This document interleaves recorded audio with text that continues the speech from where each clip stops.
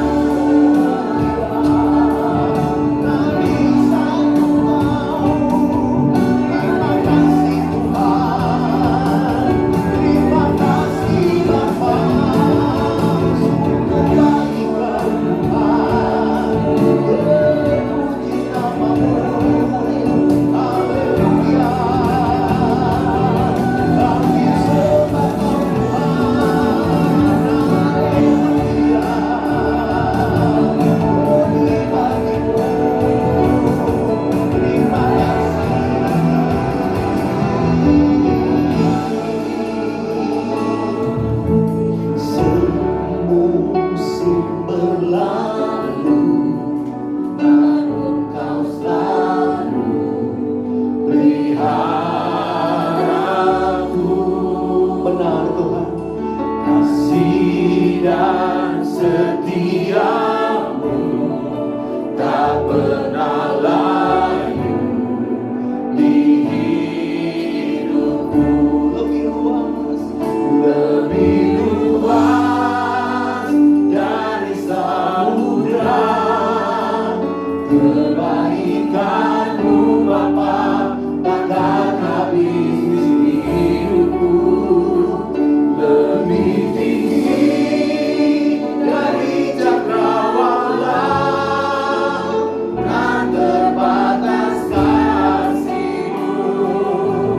Sungguh ku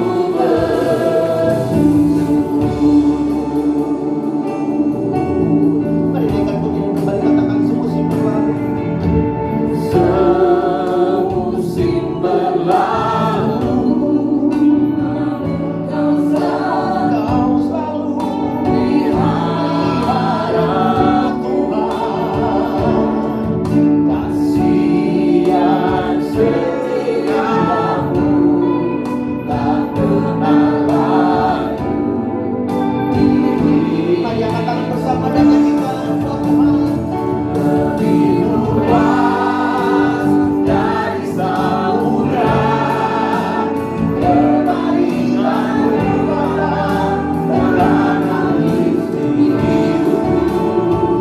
Lebih tinggi dari cakrawala, tak terbatas kasih-Mu.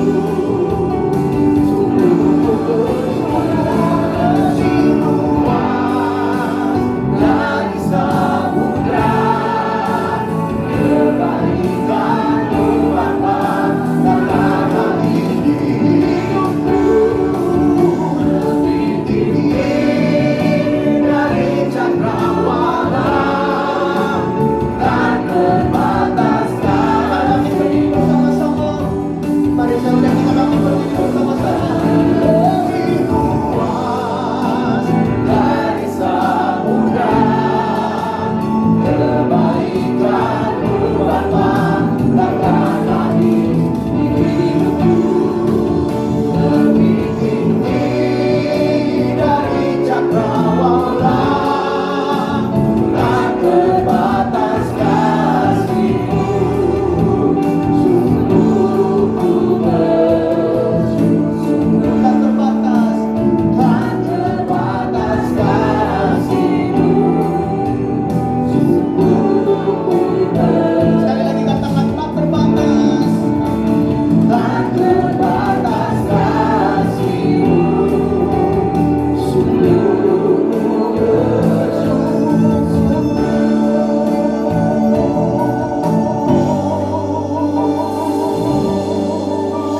Mari kasih tepuk tangan buat Tuhan.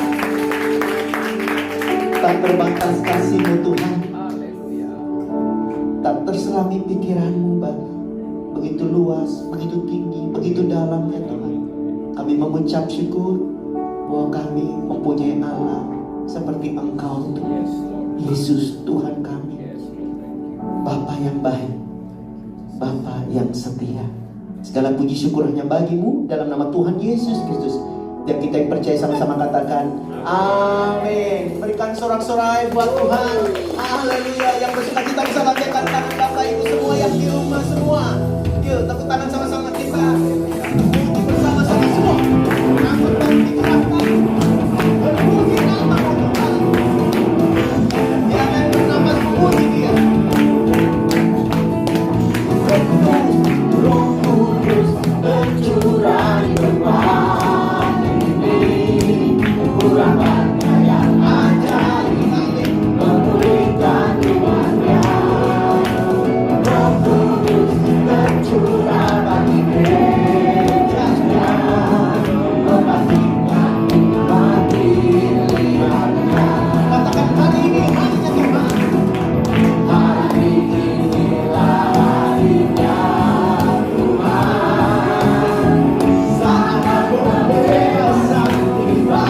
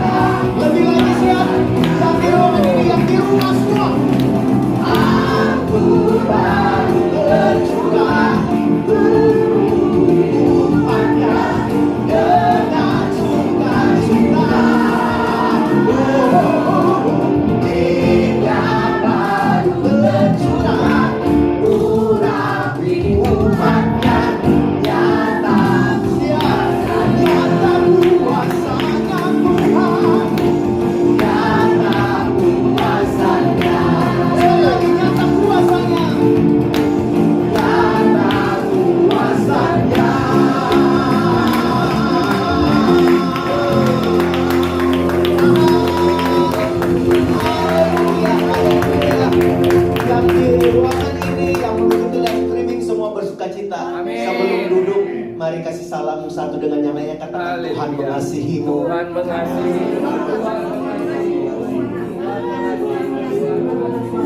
Silakan duduk, coba. Haleluya. Kita mau siapkan hati kita. Silakan duduk. Jemaat Tuhan yang mengikuti live streaming juga, kita mau siapkan hati kita diberkati dengan firman Tuhan saat ini. Terima kasih Tuhan Yesus. Glory bagi Dia. Terima kasih Tuhan. Bapa, Kau setia. Bapa, Kau mulia. Tenanglah jiwaku, aman bersamamu.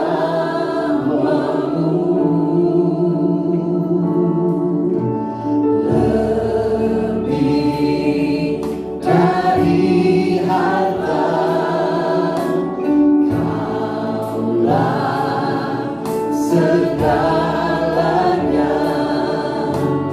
Tenanglah jiwaku dalam hadiratmu. Yuk, angkat tangan bersama-sama nyanyikan buat Kau tunjukkan kasih setiamu. Kau menyediakan yang ku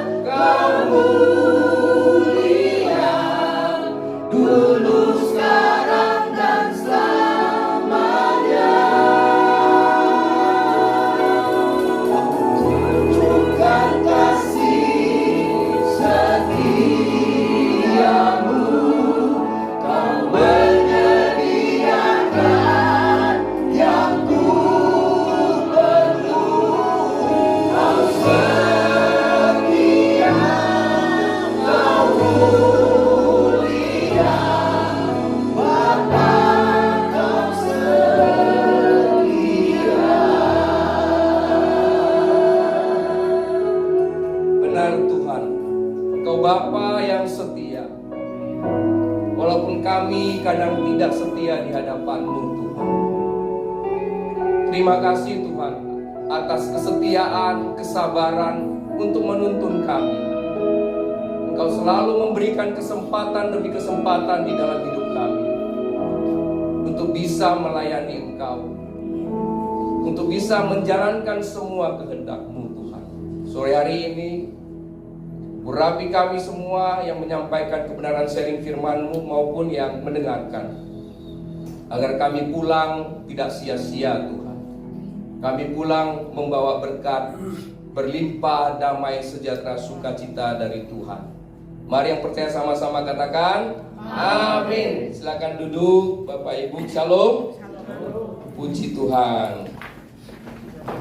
Apa kabar hari ini?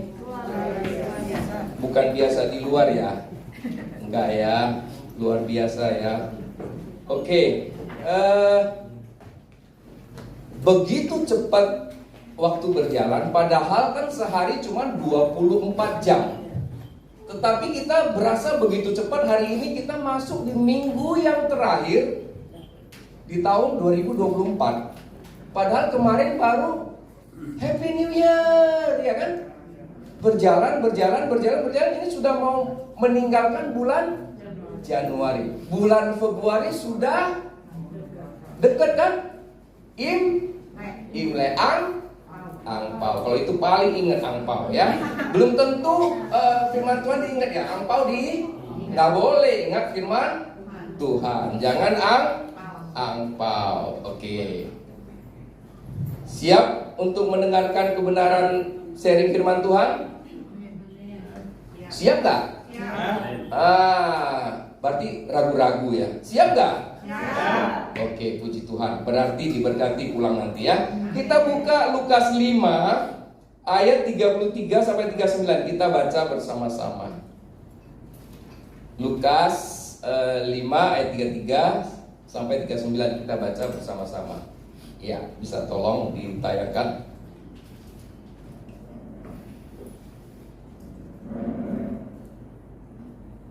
Udah, yes. Ayat 33, yuk kita baca sama-sama. 1, 2, 3, ya. Orang Farisi itu berkata pula kepada Yesus, murid-murid Yohanes sering berpuasa dan sembahyang. Demikian juga murid-murid orang Farisi, tetapi murid-muridmu makan dan minum. Jawab Yesus kepada mereka, dapatkah sahabat mempelai laki-laki disuruh berpuasa sedang mempelai itu bersama mereka?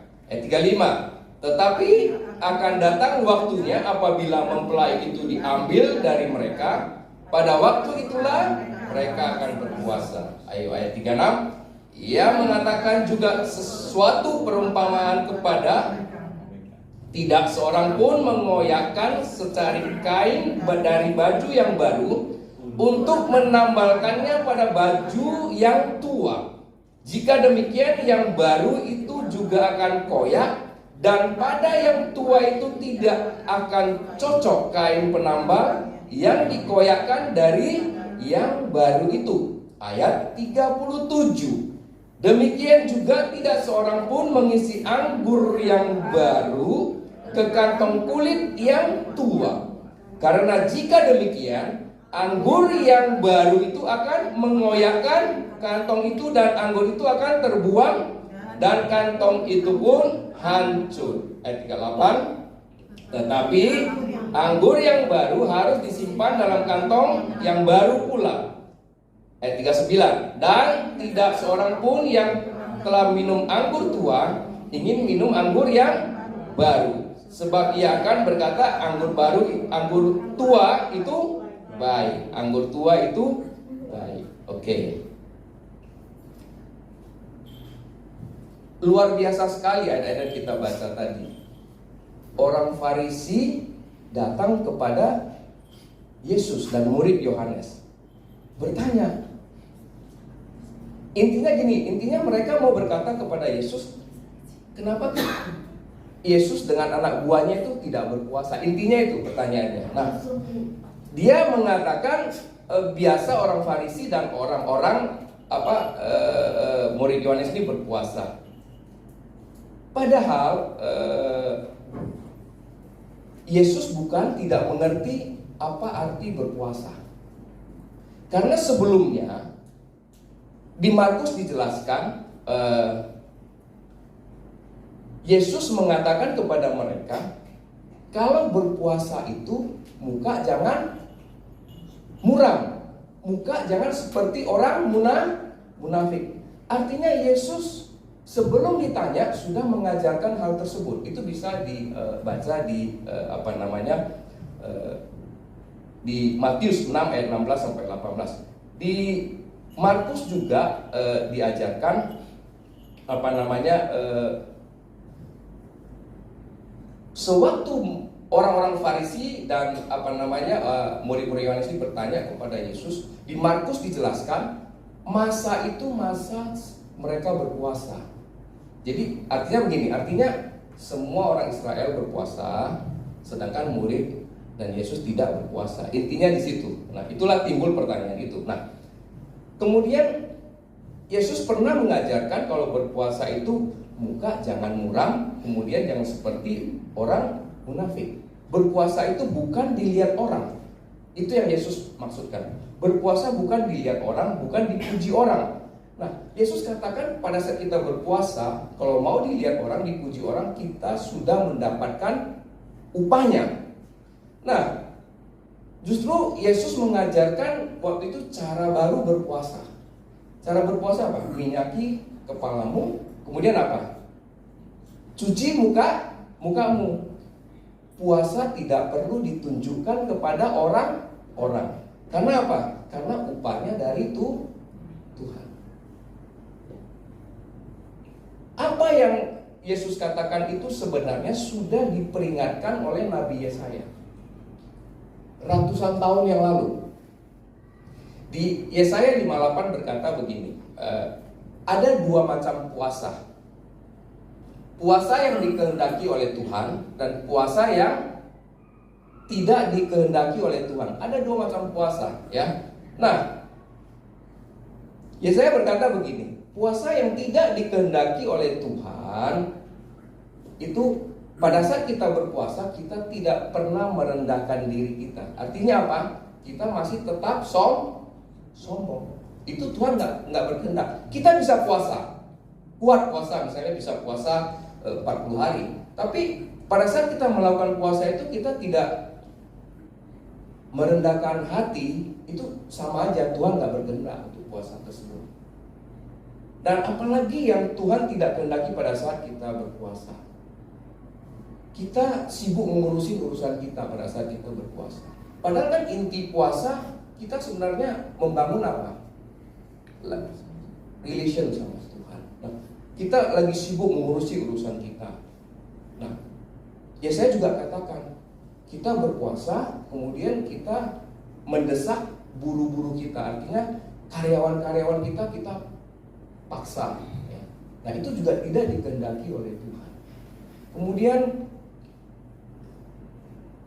bisa berpuasa, tapi bisa berbantah-bantahan. Jujur, ayo.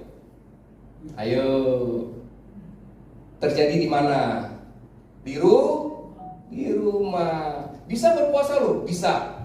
Tapi masih bisa berbantah-bantahan di rumah. Itu Tuhan gak kehendaki. Itu Yesaya udah katakan. Itu ratusan tahun sebelum Yesus datang. Sudah diperingatkan kepada bangsa Israel. Bahkan Yesaya katakan bisa berpuasa, bisa berkelahi. Loh, itu lebih keren lagi ya. Bisa berpuasa, bisa Nah, itu Tuhan tidak kehendaki. Sahabat aktivis, Tuhan tidak kehendaki sama sekali ya. Nah, sehingga berpuasa yang tidak Tuhan kehendaki adalah sifatnya itu untuk apa? Diri kita sendiri.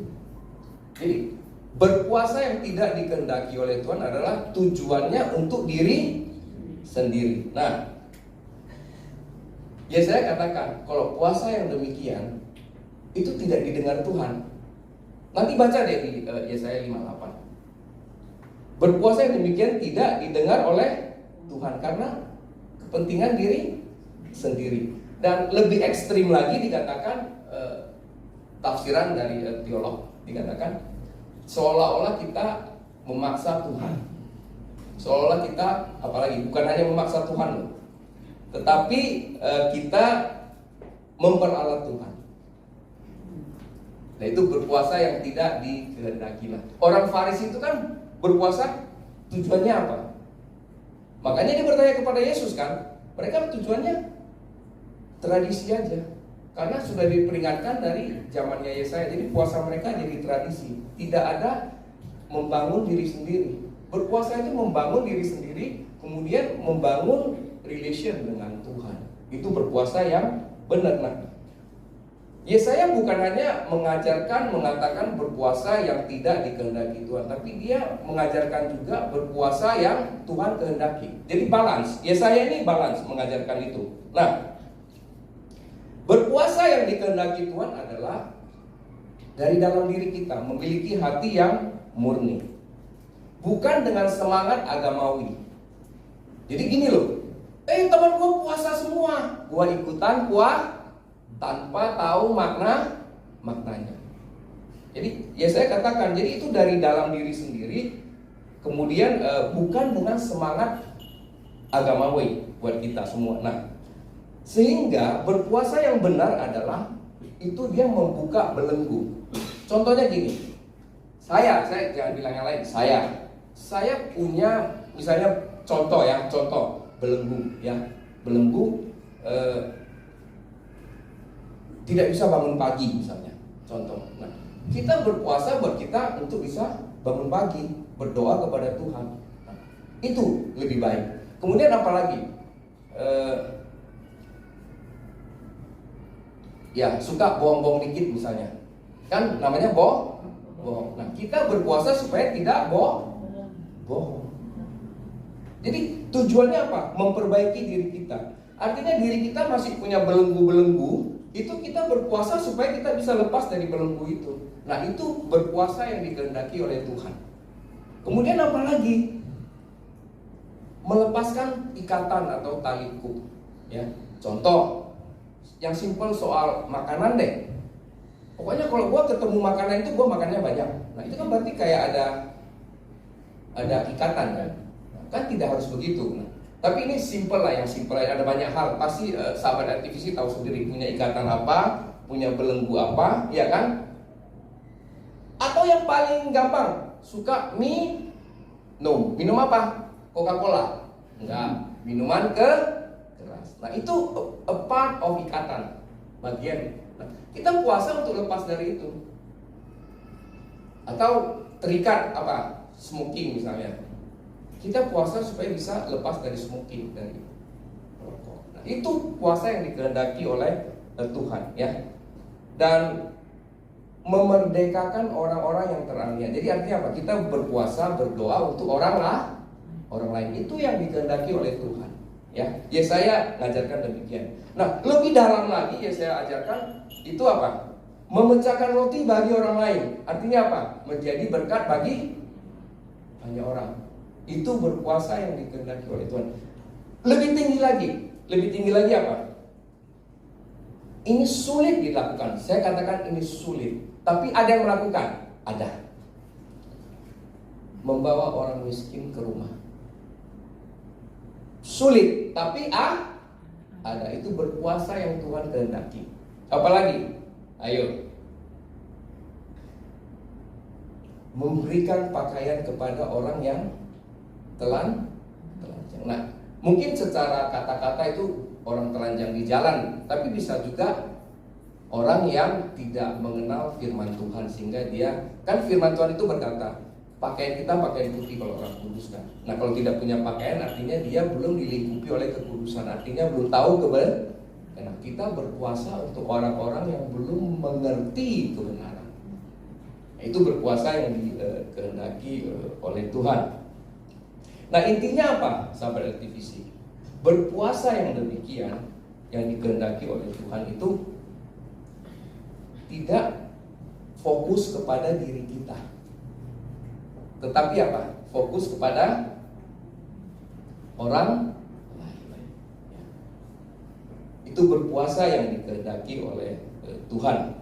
Karena Paulus menulis di 1 Korintus 4 ayat 20, kerajaan Allah bukan terdiri dari perkataan, tetapi dari kuasa. Kita berpuasa untuk melepaskan ikatan-ikatan belenggu, itu kuasa. Ya, itu power dari Tuhan untuk kita. Nah, itulah puasa yang sebenarnya dikehendaki oleh Tuhan. Nah, di ayat 34 Yesus menjawab, coba perhatikan. Yesus jawab kepada mereka, dapatkah sahabat mempelai laki-laki disuruh berpuasa sedang mempelai itu bersama dengan mereka? Yesus sebenarnya lagi berbicara dengan mereka bukan soal waktu. Puasa ini bukan soal waktu. Bukan soal misalnya, oh waktunya puasa ada tanggal berapa sampai tanggal berapa kita puasa. Enggak. Jadi Yesus lagi bicara bukan soal waktu. Dia lagi berbicara bagaimana kita itu kalau selagi dengan Tuhan itu membangun komunikasi.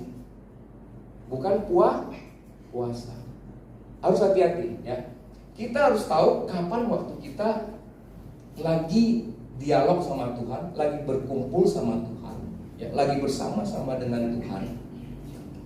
Sehingga kita tidak ada waktu yang ditentukan untuk berpuasa di sini. Orang Farisi saat itu dan murid-murid Yohanes itu berpuasa hanya secara jasmani aja, tidak membangun rohaninya saat itu. Sedangkan pada saat kita dekat dengan Yesus, kita lagi membangun apa? Rohani kita, ya.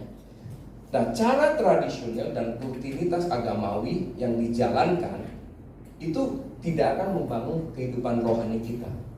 Roh kita tidak akan dibangun, ya. Sehingga Tuhan mau katakan, cara you berpuasa, intinya dengan cara saya dan murid-murid saya berpuasa itu berbeda. Itu intinya Tuhan mau katakan, ya. Caranya berbeda.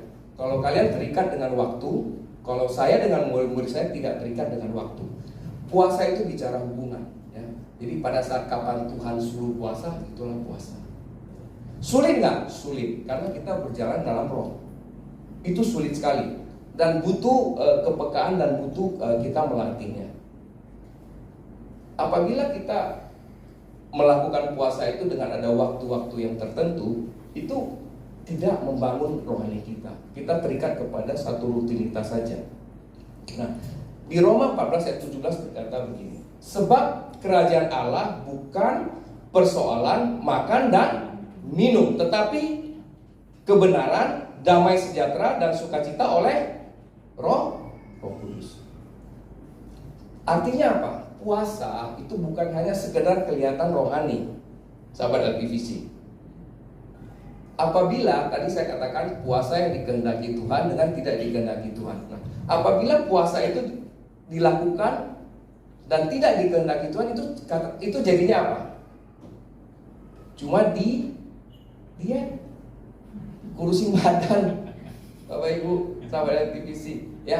Intinya Yesus mau katakan itu. Jadi berpuasa itu harus ada maknanya, harus ada gunanya. Intinya adalah untuk membangun diri kita. Kalau bukan itu, hanya ngurusin badan. Oleh sebab itu puasa itu harus memiliki dilakukan dengan hati yang tulus. Harus dilakukan dengan hati yang tulus buat kita semua, ya. Jadi enak sekali kita mengatakan, oh ya berpuasa, tapi harus kita lakukan dengan hati yang tulus. Kemudian ayat 35 Yesus berkata begini, tetapi akan datang waktunya apabila mempelai itu diambil dari mereka, pada waktu itulah mereka akan berpuasa. Apa sih maksudnya? Tuhan mau mengatakan, ya, puasa bukan untuk mengubah Tuhan. Ini artinya ayat 35. Tetapi akan datang waktunya apabila mempelai itu diambil dari mereka, pada itulah mereka akan berpuasa. Jadi bukan bersama-sama dengan Tuhan kita berpuasa menarik perhatian Tuhan. Tadi kan lagi Tuhan bilang, ini murid lagi bersama-sama saya, nggak mungkin berpuasa. Jadi waktu bersama Tuhan, kita nggak perlu berpuasa untuk menarik perhatian Tuhan, ya. Tuhan mau katakan berpuasa itu bukan untuk mengubah aku, tetapi mengubah siapa? Diri diri kita sendiri. Gini, saya senang dengan khotbah Pak Sudarmaji Said. Dia suka sekali itu berkata begini. Saya melihat banyak anak-anak Tuhan itu berkata begini. Saya lagi puasa Daniel. Itu Pak Sudarmaji sering ngomong. Saya lagi puasa Esther. Saya lagi puasa Yesus 40 hari. Cuman makan sekali sehari. Pak Sudarmaji ngomong begini. Di Alkitab itu menulis yang puasa Daniel, bukan puasa apa? Bukan saya ikutin puasa Daniel. Itu Daniel berpuasa. Kemudian Esther berpuasa. Nah, tujuannya apa? Esther berpuasa untuk bisa bangsanya selamat. Daniel berpuasa untuk apa? Juga bangsanya. Hal-hal besar yang mau dilakukan. Bukan untuk kepentingan Daniel sendiri, tetap jadi misalnya jadi pejabat di Babilonia, enggak. Ya, tetapi untuk orang-orang lain. Nah, pada saat kita berpuasa dan kita berhasil merubah diri kita, itu artinya apa? Artinya kita batinia kita meningkat dari waktu ke waktu. Lahiriah kita kan merosot tuh, kata Rasul Paulus, ya kan? Nah, kita berpuasa pada saat kita bisa melepaskan tadi yang saya katakan, ada kuk, ada ikatan, ada belenggu, ada macam-macam hal. Nah, itulah yang membuat batin kita naik, ya, sahabat LTVC. Memang ini tidak enak, saya tahu ini nggak enak karena nggak semua orang suka, ya. Nah, Yesus menegur orang Farisi kan, dia katakan begini. Orang Farisi, kamu menaruh beban kepada orang lain tapi engkau sendiri tidak lakukan. Benar nggak? Padahal dia katanya berpuasa. Which is dia tidak change dia punya diri kan. Tapi dia mau orang lain berubah. Dia nggak berubah gitu loh. Nah, kemudian Yesus katakan apa? Suka mencari ketenaran, suka ada di depan orang, duduk di depan, semuanya suka dihargai, dipuja, dipuji. Ya kan? Itu orang Farisi. Ditegur sama Yesus. Suka duduk di depan tempat-tempat yang terhormat. Nah, bahkan poin yang paling penting Yesus katakan menutup pintu kerajaan di depan orang. Waktu itu dia tegur orang-orang Farisi. Oleh sebab itu, ya, ini kita bisa mengerti makna daripada berpuasa itu buat kita semua, ya. Lanjut ayat 36. 36, ia mengatakan juga suatu perumpamaan kepada mereka, tidak seorang pun mengoyakkan secari kain dari baju yang baru untuk menambahkannya pada baju yang tua. Jika demikian, yang baru itu juga akan koyak, dan pada yang tua itu tidak akan cocok kain penambal yang dikoyakkan dari yang baru itu. Ayat 36. Yesus tidak mengatakan yang lama dan yang baru. Perhatiin itu. Tetapi apa? Yang tua dan baru. Kalau kita baca tadi kok kayak nggak ada hubungannya. Harusnya kan yang lama, yang baru. Tapi ini bicara yang tua dan yang baru. Ya, seperti tidak ada hubungan sama sekali kok tua sama yang baru. Nah, maksudnya apa sih? Maksudnya gini. Saya kasih contoh deh. Kita kalau udah terbiasa, udah lama melakukan suatu aktivitas, gampang nggak diubah? Jujur ya. Contoh cara masak aja. Cara masak, ada yang bilang memang dia udah biasa masak, harus dari kanan dulu. Tapi kalau kita dari kiri katanya salah. Itu soal apa? Kebiasaan kan. Nah, begitu lama udah dilakuin aktivitas yang sama, itu buat orang sulit berubah. Contoh, ya kan? Tiap hari bangunnya jam 7 pagi, ya tetap jam 7 pagi, suruh bangun jam 5, bisa? Sulit, itu simpel sekali. Alex, gimana Alex? Bisa? Tadi dia ngomong susah. Oke. Nah, artinya ini luar biasa. Baju yang sudah tua kemudian dibandingkan dengan baju yang baru, dikatakan apa? Menggunting ataupun mengoyakkan baju yang lama untuk ditempel di baju yang tua. Artinya apa? Sebenarnya yang tua ini sudah tidak layak pakai kan. Tetapi Yesus katakan kalau ini digunting, ditempelkan, berarti apa?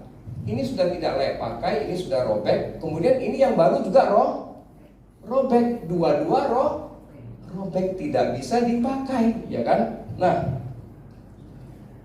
baju yang sudah tua itu tidak fleksibel lagi. Karena baju yang baru itu kan fleksibel. Kalau dicuci masih bisa susut. Itu kan secara teknis bahan ya. Nah, benar yang dikatakan Yesus, karena baju yang tua itu tidak fleksibel, dia tidak bisa lagi menahan fleksibilitas baju yang baru. Pada saat dia susut, dia akan menarik kain yang sudah tua itu menjadi robek kan. Jadi rusak semua, baju yang baru dikorbankan rusak, kemudian yang ditempel juga rusak.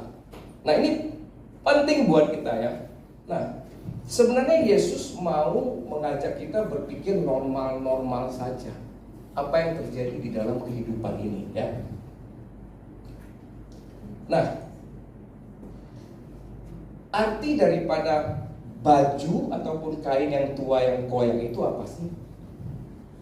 Artinya, ini bicara hati kita. Jadi kalau hati yang yang masih belum sempurna di hadapan Tuhan, itu seperti kain baju tua yang koyak. Itu hati kita. Dan itu tidak bisa ditambah. Harus Tuhan berikan apa? Hati yang baru kan. Yeskiel katakan hati yang baru. Jadi kita tidak bisa menambahnya. Kekudusan digambarkan dengan pakaian putih ya. Sahabat aktivisi yang dikasihi Tuhan, di ayat yang ke-36 ini, sudah terlalu lama bangsa Israel tidak berjalan dengan kekudusan sebenarnya. Makanya Yesus katakan ini kain yang sudah tua, harus diganti dengan yang baru. Tapi mereka tidak mengerti. Tuhan datang memberikan kita apa? Segala sesuatu menjadi baru. All things new sebenarnya. Nah, bangsa Israel dan orang Farisi maupun murid Yohanes tidak bisa mengerti, sehingga dia bertanya soal hal-hal kecil yang menjadi tradisi. Padahal Tuhan datang itu pelan-pelan mau nyampaikan bahwasanya aku loh ini Mesias. Tapi mereka tidak mengerti ya. Sudah terlalu lama. Tuhan mengkasih mereka pakaian baru, mereka nggak mau. Tuh, bayangin. Kadang-kadang kita begitu. Tuhan pengen kasih kita baju yang baru, kita nggak mau. Kita mau baju yang lama, yang sudah robek. Robek itu tadi yang saya katakan di depan, ikatan-ikatan, belenggu dan semuanya. Itu robek. Nah, kita tidak mau dikasih yang baru. Sayang kan? Sayang sekali buat kita kalau tidak mau dikasih yang baru. Nah, kita lanjut ayat 37. Demikian juga tidak seorang pun mengisikan air anggur yang baru ke kantong kulit yang tua. Karena jika demikian, anggur yang baru itu akan mengoyakkan kantong itu, dan anggur itu akan terbuang, dan kantong itu pun hancur. Apa sih anggur baru? Sahabat aktivisi. Tadi ini ada dua ilustrasi. Tadi dikasih baju baru, ya kan? Nggak mau. Ini dikasih anggur baru. Anggur baru itu bicara berkat melimpah. Apalagi bicara sukacita, bicara damai sejahtera. Anggur baru itu bicara penebusan Tuhan. Anggur baru itu bicara kuasa darah Yesus. New wine itu berbicara yang luar biasa dari Tuhan. Nah, di Tuhan katakan anggur baru dituang ke kantong kulit yang lama. Kenapa sih nggak bisa? Kantong kulit yang lama itu keras. Dan tadi yang saya bilang tadi, udah terbiasa melakukan sesuatu hal, susah diubah, jadi keras. Nah, apalagi di dalam kantong kulit yang lama itu ada ragi. Makanya kita harus membuang ragi yang lama. Jadi kita berurutan di Januari ini. Di minggu pertama kita bicara batinia harus meningkat. Minggu kedua kita bicara hati. Minggu ketiga kita bicara ragi. Di ayat yang kita baca ini menyangkut ketiga-tiganya. Kita mau batin kita meningkat, ya. Kita mau hati kita teguh kuat. Kita mau membuang ragi yang lama. Caranya cuma satu, kata Tuhan. Kita harus menyediakan apa? Kantong yang baru. Pak Chandra udah langsung ngomong, dia ngerti. Kantong yang baru, new apa? New bag. Bahasa Inggris ngerti dia dikit-dikit ya. Oke. Jadi kantong yang baru. Ini yang penting buat kita ya. Karena kalau anggur yang baru dituangkan ke kantong yang lama, kalau dia kan sudah ada raginya itu. Nah, itu akan merusak semuanya, merusak kulitnya, merusak anggurnya, sehingga menjadi apa? Bocor. Nah, apabila kita terima berkat dari Tuhan, kita nggak sediakan kantong baru, bocor nggak? Bocor. Kita terima berkat, kita banyak. Pola kita yang lama kita nggak ubah. Kita spending uang nggak hitung misalnya kan, bocor. New, kita harus pakai kantong yang baru supaya nggak bocor dalam kehidupan kita. Ya, mau nggak kita sukacita kita terbuang di rumah? Pasti nggak ada yang mau, ya kan? Sukacita, damai sejahtera terbuang di rumah, ya kan? Mau nggak kita dikasih Tuhan power? Kita nggak bisa pakai, kan nggak mau, sayang kan? Ini buat kita jadi kuasa darah Yesus itu jadi sia-sia buat kita semua. Penebusan Tuhan itu jadi sia-sia. Nah, apa yang dimaksud anggur baru dituang ke kantong kulit yang lama, sahabat aktivisi? Ini penting sekali. What is that means? Apa artinya? Gini, anggur baru dituang ke kantong kulit yang lama. Artinya apa? Udah terima Tuhan? Jawabnya, ya, anggur baru dong. Sudah ngaku dosa? Iya, anggur baru kan? Nah. Sudah baptis? Iya, anggur baru. Sudah pelayanan? Iya juga, anggur baru. Tapi cara hidup yang lama belum diubahkan. Kemudian cara hidup yang lama itulah kantong yang tua itu, raginya ada di dalam. Itu maksudnya Tuhan ya. Sehingga ragi itulah yang membuat semuanya tidak sempurna jadinya, membuat segala sesuatunya tidak sesuai dengan rencana Tuhan di dalam hidup kita. Nah, ragi itu membuat orang tidak fleksibel. Ragi itu membuat orang tidak fleksibel. Jadi artinya kaku, terikat ya.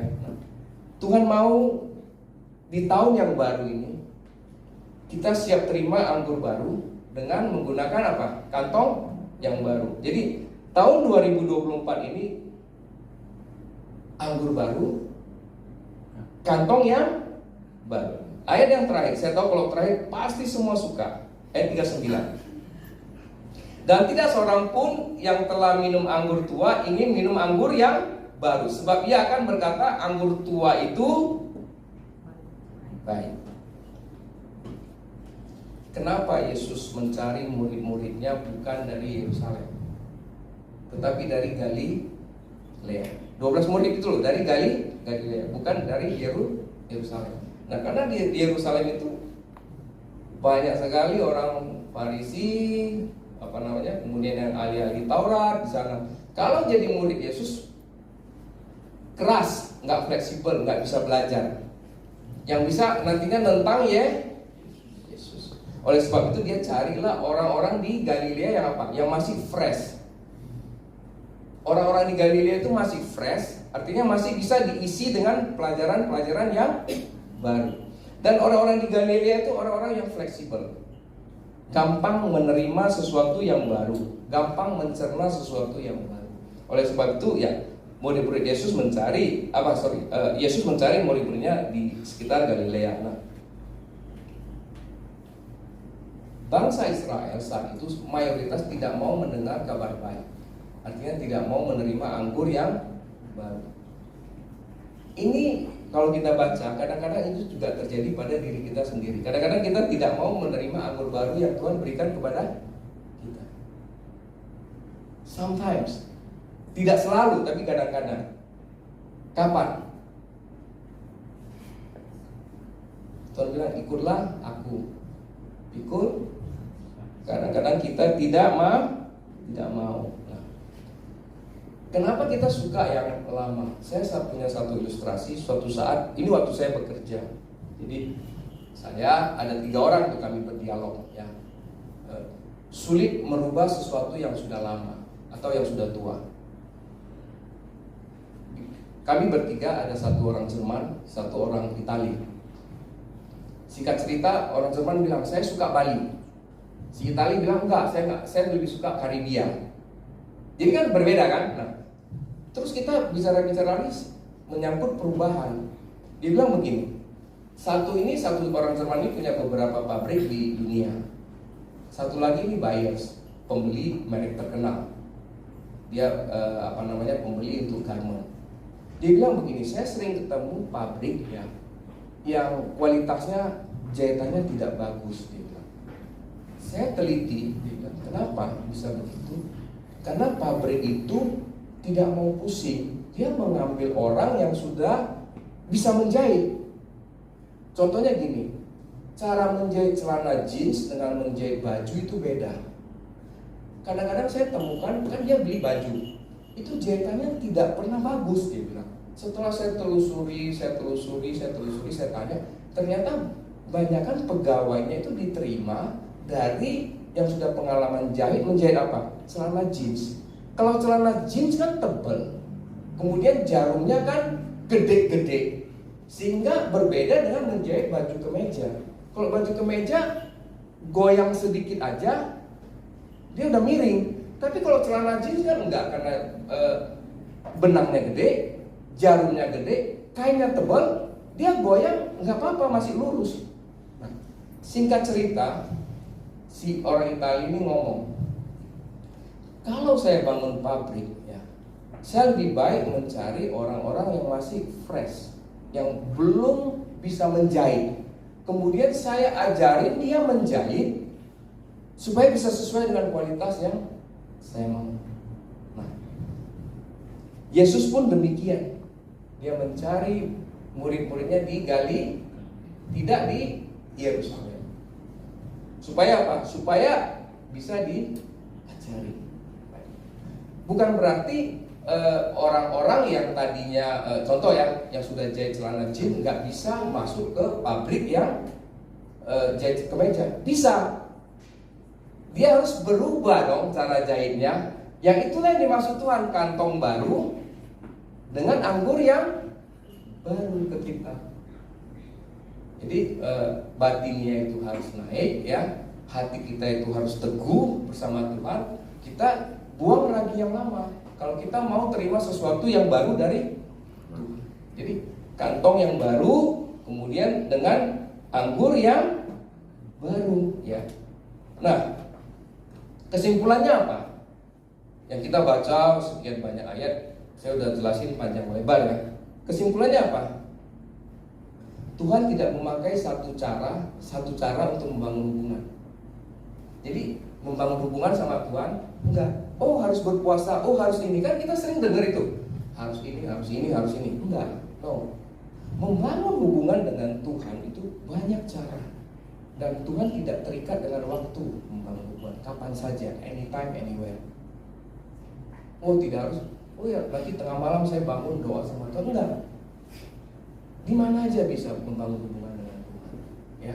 Jadi di jalan kah, pada saat kita bekerja, kita teringat sesuatu, kita bisa membangun hubungan dengan Tuhan. Dan Tuhan mencari apa? Orang yang mau diajar dan fleksibel. Dari apa yang saya sampaikan tadi. Itu kesimpulan ya. Dan yang paling penting adalah siapkan apa? Kantong baru. Karena Tuhan, kita nggak tahu Tuhan kapan mau tuang anggur baru ke kita. Jadi kita harus punya kantong baru setiap Saya undang pemain musik, ya, PL singer. Sahabat TVC diberkati. Jadi kesimpulannya itu penting buat kita. Dari yang begitu panjang, cuma ingat saja Tuhan tidak pakai satu cara untuk membangun hubungan, ya. Bukan dengan berpuasa, berdoa, ataupun sembahyang. Tapi ada banyak cara lain yang Tuhan bisa pakai untuk membangun hubungan dengan Dia. Dan membangun hubungan dengan Tuhan tidak terikat dengan waktu. Jadi anytime, anywhere bisa. Tuhan mencari orang yang mau diajar dan fleksibel. Jadi saya tidak bicara kesalahan orang, tidak bicara apa, tapi saya bicara hari ini kalau mau ditangkap adalah Tuhan siap memberikan anggur baru setiap saat. Oleh sebab itu harus siapkan apa? Kantong baru. Ya. Tadi contoh-contoh yang saya sampaikan itu hanya untuk kita, oh ya, begitu, kliknya di situ, kliknya di sini. Tetapi intinya yang saya sampaikan adalah kita siap membangun hubungan dengan Tuhan di tahun 2024 ini. Karena anggur baru itu bicara berkat baru, ya, bicara berkat berkelimpahan, bicara sukacita buat kita semua, sehingga kita bisa terima di tahun 2024. Masih ada 11 bulan kan? Siap-siap terima kejutan dari Tuhan. Ya kan? Ya. Proyek yang sudah lama dikejar nggak dapat, tiba-tiba muncul. Amin, ya kan? Ini bicara anggur baru. It's true. Walaupun penjelasan saya tadi agak pelan, agak sepertinya itu maksa, enggak, no. Tapi supaya kita ready, supaya kita siap menerima berkat-berkat dari Tuhan, ya.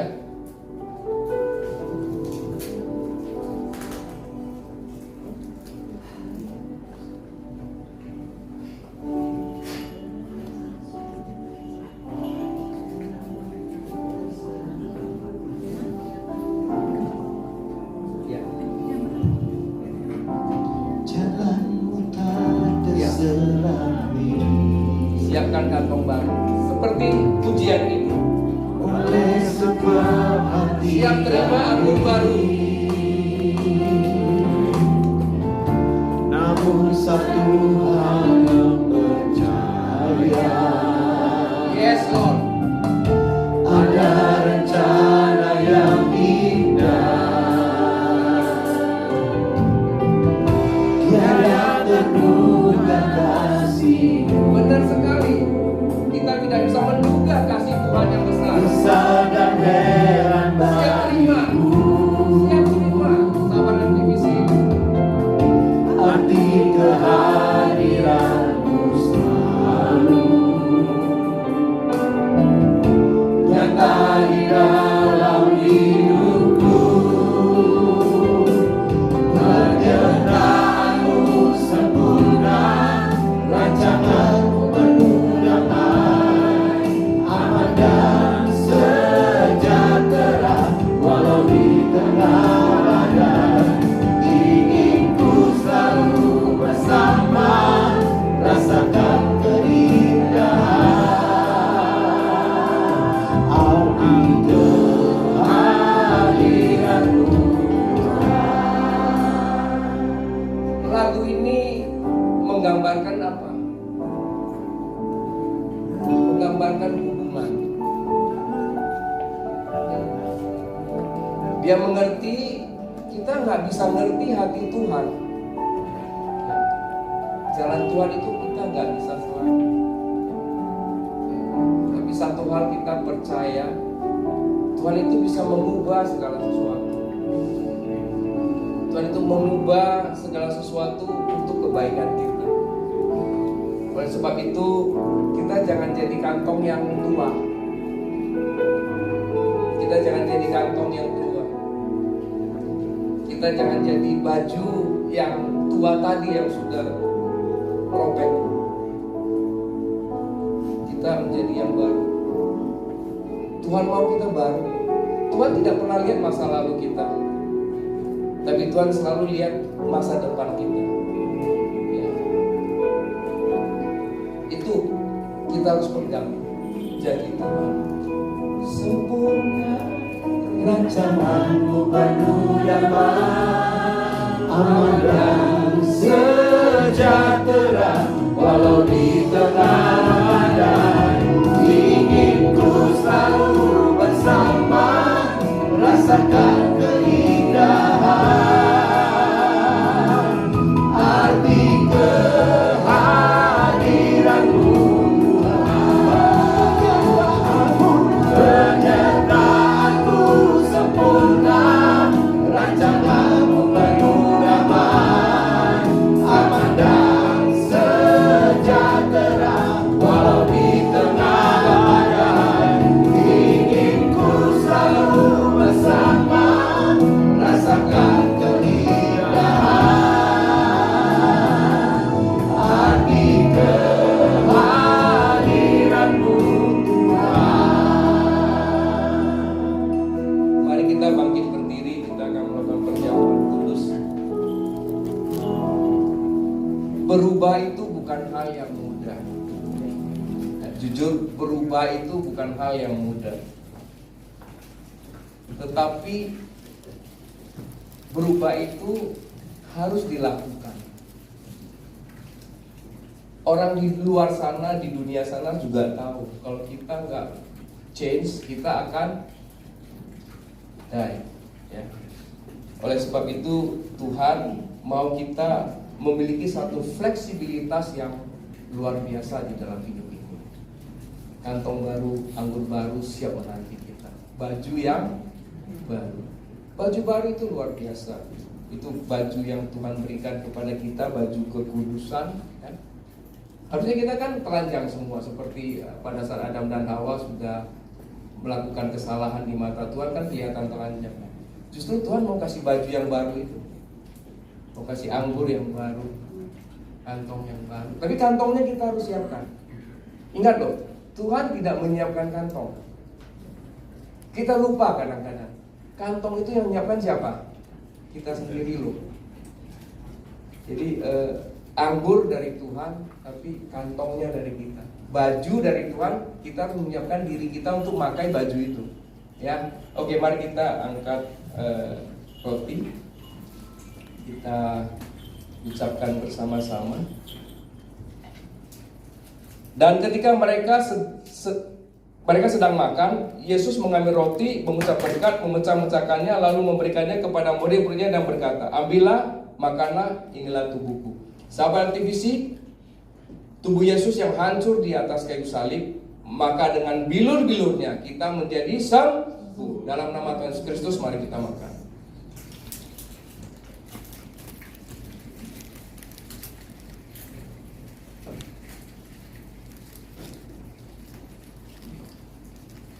Mari kita angkat cawan. Sesudah itu ia mengambil cawan, mengucap syukur, lalu memberikannya kepada mereka dan berkata, minumlah kamu semua dari cawan ini, sebab inilah darahku, darah perjanjian yang ditumpahkan bagi banyak orang untuk pengampunan dosa. Sahabat TVC, darah Yesus tercurah di atas kayu salib, membayar lunas semua dosa kita.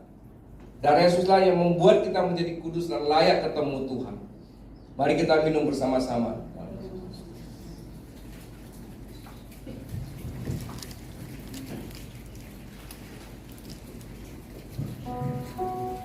Kita doa syafaat ya. Silakan Bu Rina.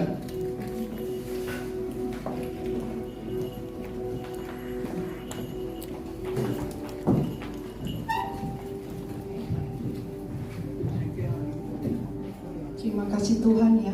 Dan Pak Gem hari ini dengan temanya puasa. Sebetulnya saya ambil sedikit dulu ya Pak Gem ya. Saya ada pengalaman. Setiap kali puasa sebetulnya kan jangan dilihat sama orang lain, orang tahu gitu ya. Tapi selalu puasa saya selalu ketahuan. Dari dulu udah lama saya berpuasa setiap minggu sebelum ibadah. Setelah ibadah selesai baru boleh makan. Itu cuma hari Minggu. Itu sebetulnya saya puasa. Tapi tahun 2023 itu tidak saya lakukan dalam setahun ini. Jadi bukan maksa Pak, ini memang setidaknya ada maksa juga. Mengingatkan Pak, mengingatkan saya harus berpuasa kembali. Tadi kami udah bikin kue. Saya mau makan ya takut. Kayak ada connect gitu loh Pak. Saya bilang jangan dulu deh, harus puasa dulu. Gak boleh makan. Terima kasih untuk tema hari ini, sangat menarik ya. Bukan hanya puasa itu tapi kita untuk membangun juga kepribadian kita juga. Dengan tidak puasa lagi, saya merasa juga emosi, gampang emosi. Tapi ada bagusnya juga Pak ya, bisa menguruskan diet juga. Oke, kita akan bersatu dalam doa syafaat ya. Bersatu hati ya semua.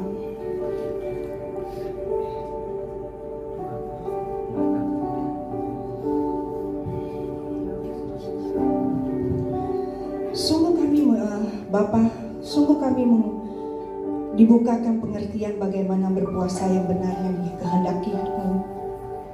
Biarlah kami melakukan berpuasa karena timbul dalam hati kami, bukan hanya ikut-ikutan, tapi bertujuan membuka belenggu, memperbaiki diri kami, berdoa, berpuasa untuk orang lain, menjadi berkat bagi orang lain. Sehingga manusia batinnya kami pun ditingkatkan dari waktu ke waktu. Hati yang baru Engkau berikan dan berkat baru melimpah tercurah bagi kami semua. Tuhan, kami berdoa untuk Pak Gembala kami, Pak Ruslan Wongso. Tuhan terus tambahkan hikmat, marifat dan pengertian dalam pelayanannya, menjangkau jiwa-jiwa bagi-Mu dan memberkati keluarganya dengan sukacita.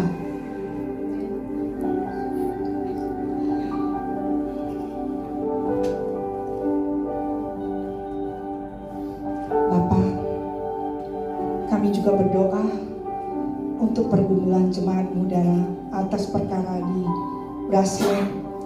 Tuhan Yesus, kami percaya Engkaulah yang mencipta langit dan bumi dengan segala isinya, sehingga semua pemerintahan di dunia ini adalah kepunyaan-Mu, karena Engkaulah Raja di atas segala raja.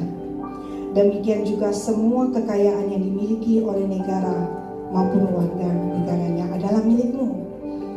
Kami berdoa untuk pemilik perusahaan Paper Excel akan diberikan kekuatan, kesabaran, hikmat dan pengertian supaya tetap berdiri teguh dan percaya Tuhan pasti menolong dan memenangkan kasus pembelian perusahaan di Brasil yang belum diserahkan oleh pemilik lama dan jajaran manajemennya. Kami percaya Tuhan akan investasi di dalam memenangkan kasus ini dalam tahun 2024. Tuhan, pada tanggal 14 Februari tahun 2024, bangsa kami Indonesia akan memilih siapa yang menjadi RI 1. Kami berdoa agar rakyat memilih capres yang tepat, bukan hanya berdasarkan suka dan tidak suka, melainkan atas dasar kemampuan, integritas, dan rekam jejak yang ke rakyat. Pemilu yang aman, damai terjadi di bangsa kami. Tuhan, kami berdoa juga untuk semua sahabat LTVC yang berada di tempat ini maupun mengikuti ibadah live streaming dimanapun berada, Bapak. Kami percaya sahabat LTVC diberkati akan sharing firman hari ini. Tuhan berkati sahabat LTVC yang dan kesehatannya, memberkati bisnis usahanya ataupun yang dikerjakannya berhasil, memberkati keluarganya dengan damai dan sukacita. Seluruh sahabat LTVC yang memiliki anak yang sedang studi, Bapak juga berkati menjadi anak yang takut akan Tuhan, menghormati orang tuanya. Terima kasih Tuhan, Engkau dahsyat Tuhan Yesus. Kami sudah berdoa bersatu hati. Amin.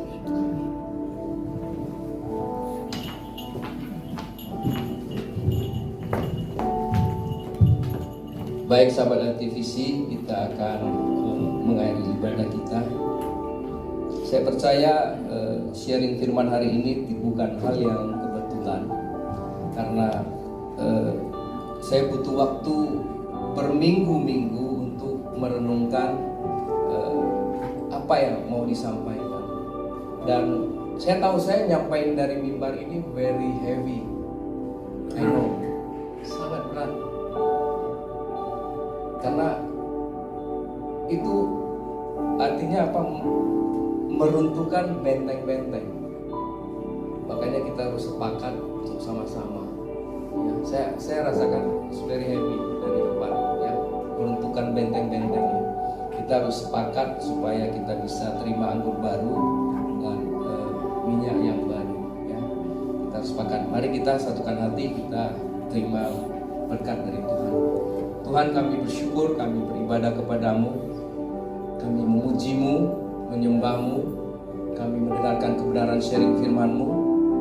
Tuhan, jadikan kami kantong baru di tahun 2024 ini. Semua kami tidak terkecuali yang hadir di tempat ini maupun yang live streaming, Tuhan. Jadikan kami kantong-kantong baru yang kuat, yang besar, Tuhan, untuk siap terima berkat-Mu di tahun 2024 ini. Akhirnya Tuhan, kami mau kembalikan semua kemuliaan hanya ke dalam tangan-Mu. Sahabat TVC dimanapun berada, arahkan hatimu kepada Tuhan dan angkatlah kedua belah tanganmu. Terimalah berkat rahmat anugerah dari Allah Bapa, karunia-karunia Roh Kudus, melalui anaknya tunggal Yesus Kristus, dengan persekutuan bersama dengan Roh Kudus, mulai saat ini sampai selama-lamanya. Mari percaya sama-sama katakan,